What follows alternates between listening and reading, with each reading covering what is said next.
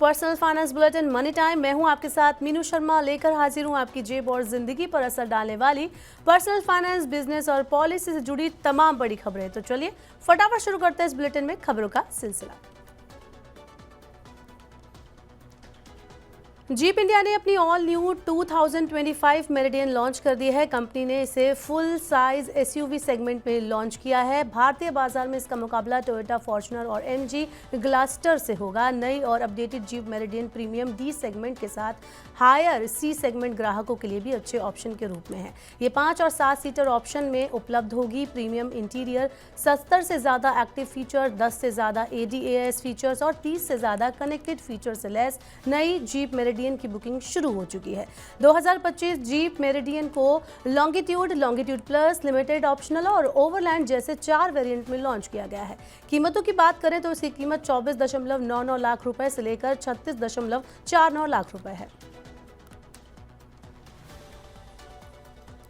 भारत में हवाई परिवहन को किफ़ायती और आम लोगों की पहुंच में लाने के लिए शुरू हुई उड़ान योजना के 8 साल पूरे हो गए हैं।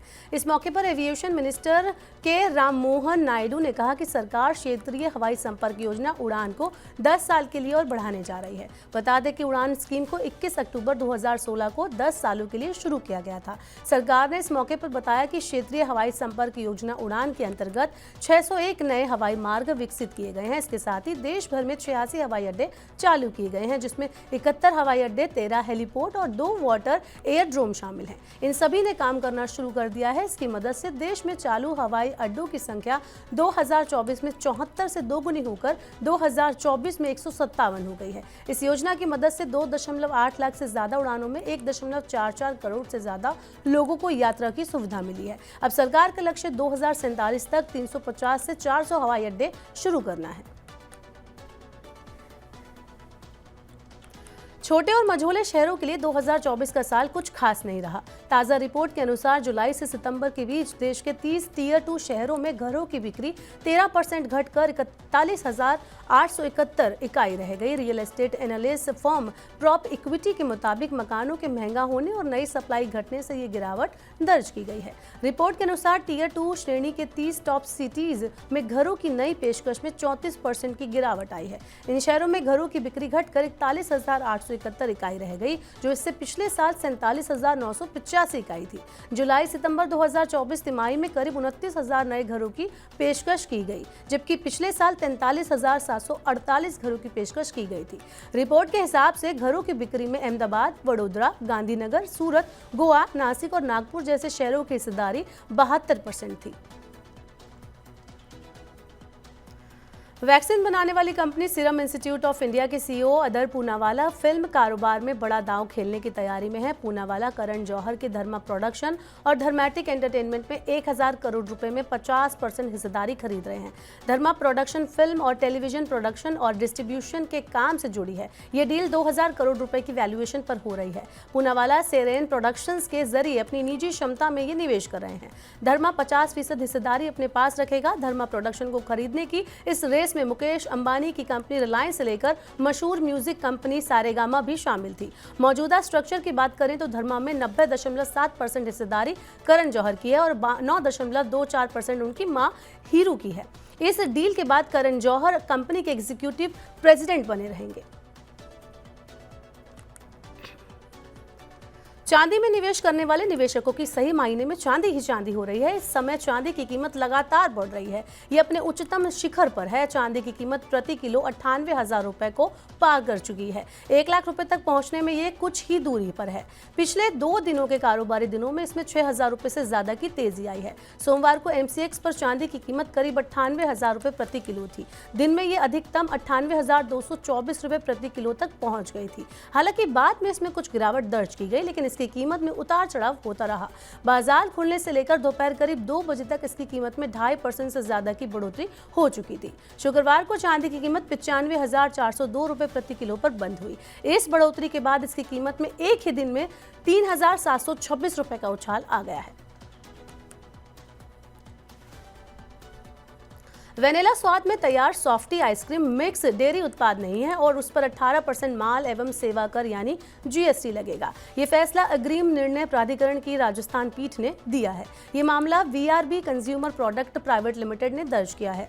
बताया गया कि वनीला आइसक्रीम में 61.2% चीनी, 34% स्किम्ड मिल्क पाउडर और स्वाद बढ़ाने वाले प्रोडक्ट जो होते हैं जिसमें नमक भी शामिल होता है वो 4.8% होता है। इसके अलावा अन्य सामग्री भी इसमें शामिल होती है, जबकि जीएसटी कानून के अनुसार प्रोसेसिंग के जरिए मानव उपभोग के लिए तैयार किए गए भोजन पर 18% कर लगता है। इसके अलावा दूध, पाउडर, चीनी और किसी भी अन्य अतिरिक्त सामग्री, जेली, आइसक्रीम और इसी तरह की तैयारी पर 18% जीएसटी लगता है। ऐसे में वनीला आइसक्रीम पर भी 18% ही टैक्स लगेगा।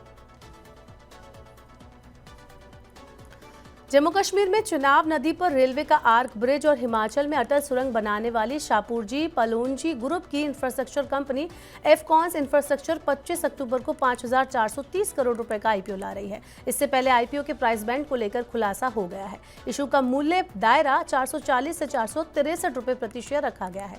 इस इशू के लिए 29 अक्टूबर तक बोली लगाई जा सकेगी। एफकॉन्स इंफ्रास्ट्रक्चर के बयान में कहा गया कि उसका आईपीओ 1,250 करोड़ रुपए तक के नए शेयरों और 4,180 करोड़ रुपए तक की बिक्री पेशकश का मिश्रण है। कंपनी ने कहा है कि आईपीओ से जुटाई जाने वाली राशि का इस्तेमाल निर्माण उपकरण खरीदने, दीर्घकालिक कार्यशील पूंजी जरूरतों को पूरा करने और कुछ बकाया कर्ज के भुगतान में किया जाएगा। अगली खबर भी आईपीओ को लेकर ही है। जल्द ही 2 और कंपनियां आईपीओ लेकर आने वाली हैं। इसमें पहली Niva Bupa health insurance company limited है, वहीं दूसरी कंपनी है पारस हेल्थ केयर लिमिटेड। इन दोनों कंपनियों को आईपीओ के जरिए पूंजी जुटाने के लिए सेबी की मंजूरी मिल गई है। Bupa health insurance company limited स्वास्थ्य बीमा क्षेत्र में काम करती है, जबकि पारस हेल्थ केयर लिमिटेड पारस हेल्थ ब्रांड के तहत हॉस्पिटल चेन चलाती है। सेबी से मिली जानकारी के अनुसार Niva Bupa health insurance company IPO के जरिए 3,000 करोड़ रुपए जुटाएगी। दूसरी ओर पारस हेल्थ केयर आईपीओ से 400 करोड़ रुपए तक जुटाना चाह रही है।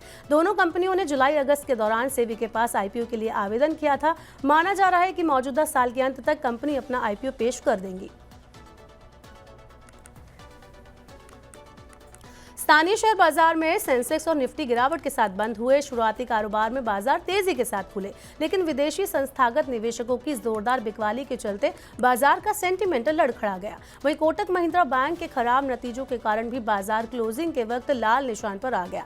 30 शेयरों पर आधारित बीएसई सेंसेक्स 73.48 अंक की गिरावट के साथ 81,151.27 अंक पर बंद हुआ।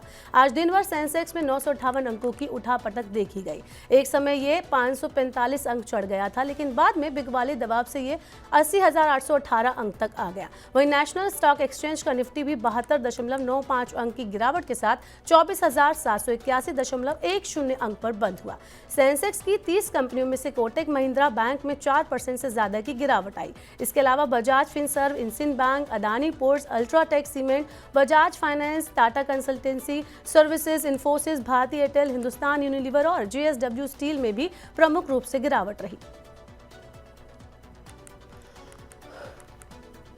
सस्ती दवाओं की सरकारी दुकान यानी जन औषधि केंद्रों की बिक्री लगातार बढ़ रही है। देश भर में फैले जन औषधि केंद्र की बिक्री 1,000 करोड़ रुपए के आंकड़े को छू गई है। Pharmaceuticals and medical devices bureau of India यानी पीएमबीआई ने सितंबर 2024 के महीने में 200 करोड़ रुपए की दवाएं बेची थी।